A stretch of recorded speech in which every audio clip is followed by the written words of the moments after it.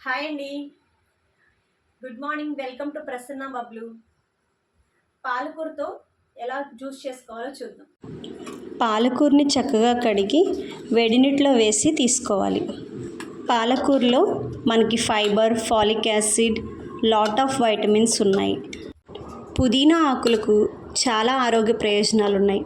పుదీనా ఆకులు రోజువారీ ఆహారంలో భాగం చేసుకోవడం వల్ల కొలెస్ట్రాల్, ఎసిడిటీ, జీర్ణ సంబంధించిన సమస్యలు దూరం అవుతాయి. నీటి శాతం ఎక్కువగా ఉండే పదార్థాల్లో కీరా దోసకాయ కూడా ఒకటి. విటమిన్ ఏ, బి, సిలు రోగనిరోధక శక్తిని పెంచడంలో సహాయపడతాయి. ఎన్నో పోషకాలు నిండి ఉన్న గ్రీన్ జ్యూస్ను తీసుకోవడం వల్ల స్కిన్ గ్లో అవుతుంది.